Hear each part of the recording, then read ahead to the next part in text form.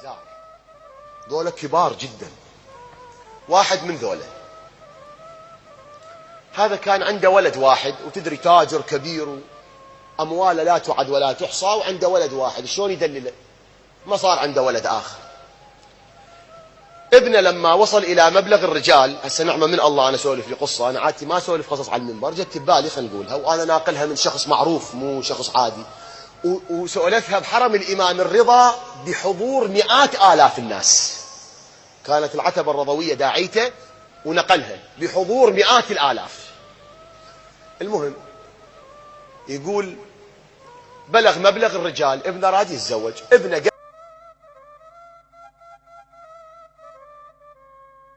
قال له أنا إيرانية ما أريد امرأة أجنبية. تدري بن تاجر كبير ومدلل ويسافر ويا أبوه كل دول العالم رايحها، قال له أنا أريد أجنبية، ابني مو صحيح، ما تليق بينا الأجنبية، احنا متدينين، احنا كذا، أخلاقها تختلف عن أخلاقنا، لعله دينها يختلف عن ديننا.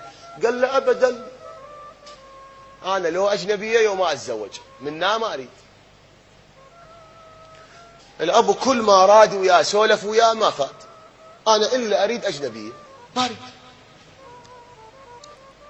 يوم من الأيام هذا التاجر الكبير بطهران يتصل بي صاحب فندق كبير في مشهد، قال له أنا حصلت كارت أن أدخل إلى حرم الإمام الرضا ونزيل الغبار عن مرقد الإمام الرضا، وإذا تجي تحضر أعطيك من هذا الغبار اللي يشيلوه من الشباك مال الإمام الرضا، هذا بركة وكذا إلى آخره.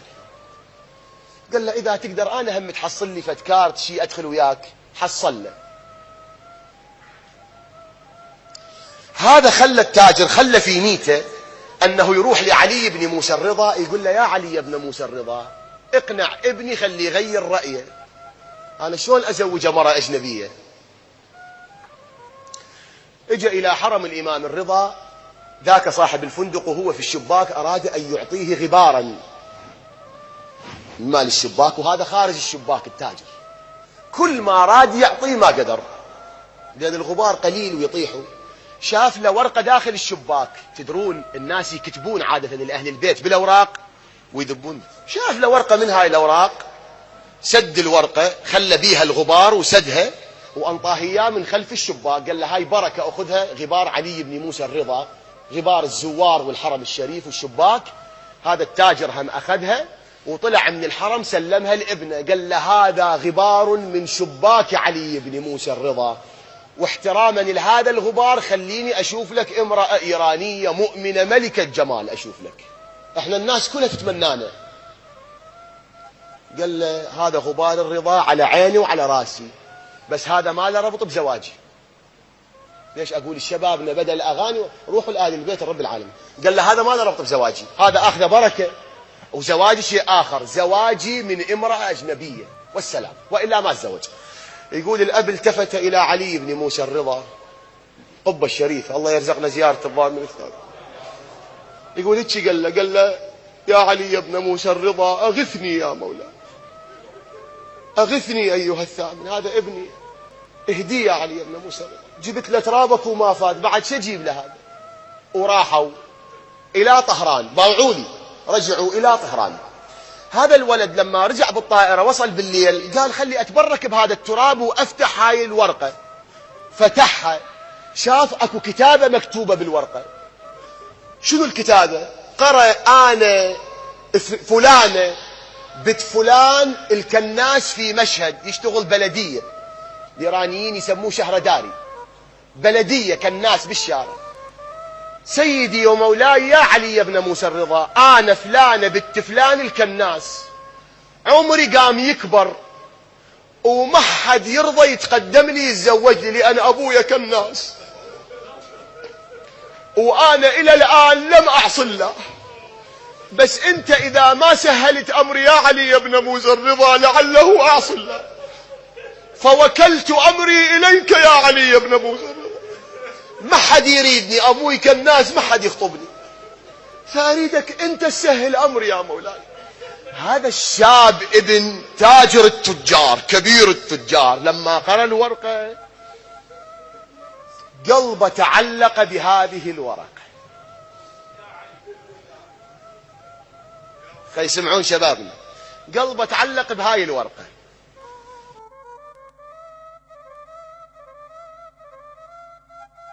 جاء إلى أبيه، أبوه استوى يريد ينام، قعده، قال له إلى مشهد، بس نرجع بالطائرة. قال له شنو مشهد؟ قال له حصلت البنت اللي أريد أتزوجها. قال له ايش حصلت؟ قال له بهاي الورقة مال الغبار اللي اعطيتني إياها. قال له ايش جابها على المرة هاي؟ قال له اقرأ ايش مكتوب. الأب قرأ، قال له ابني بس هذا ما يليق بينا. قال له شلون ما يليق بينا؟ قال له بشوف أبوها كالناس وعمرها قايم يكبر، وكأنا ملك تجار طهران أزوج بنتي قدام التجار بنت كالناس وعمرها بادي يكبر وما حد يرضى يتزوجها. قال له أبتاه، أنت بديت تحيرني، أنت أمام خيارين، لو أجنبية لو هاي، وأنا قلبي يريد هاي. قال له وهاي وين نلقاها؟ قال له اسمها مكتوب، أنا فلانة بنت فلان، وأبوها يشتغل ببلدية مشهد. بلدية مشهد نسألهم عن هذا الاسم ونشوف هي وين. ركبوا الطائرة ورجعوا إلى مشهد الرضا. صار الصبح يرحون للبلدية، أكو اسم فلان ابن فلان؟ نعم موجود. هذا وين عنوانه؟ عنوانه بكذا مكان.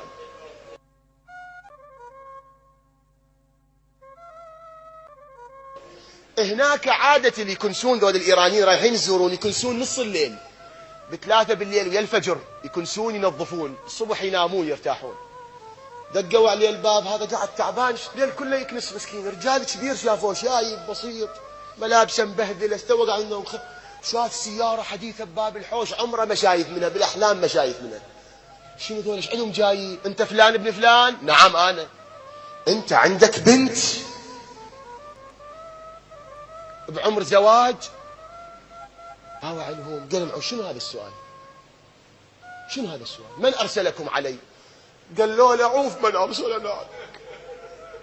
هذا بعدين نسولف من أرسلنا. أنت عندك بنت يا لا؟ إيه عندي بنت. قال له لا تسمح لنا نشرب شاي؟ تفضلوا دخله.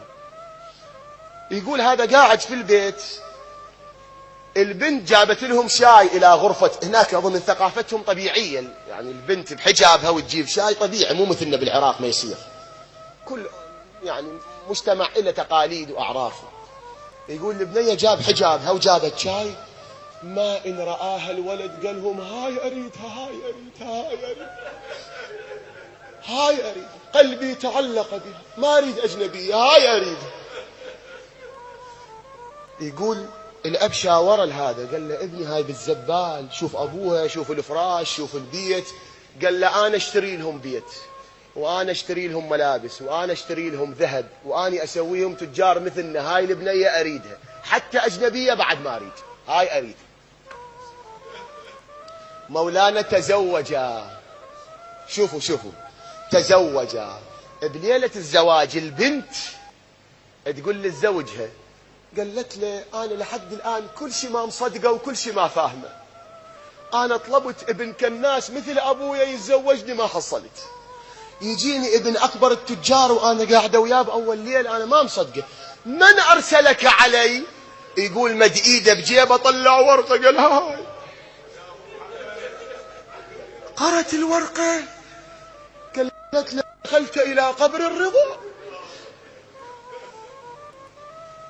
قالها نعم، وهاي جاءتني من قبر. انت مو طالبه من علي موسى الرضا؟ استجاب علي ابن موسى. قالت له انا طلبت من الرضا واحد بسيط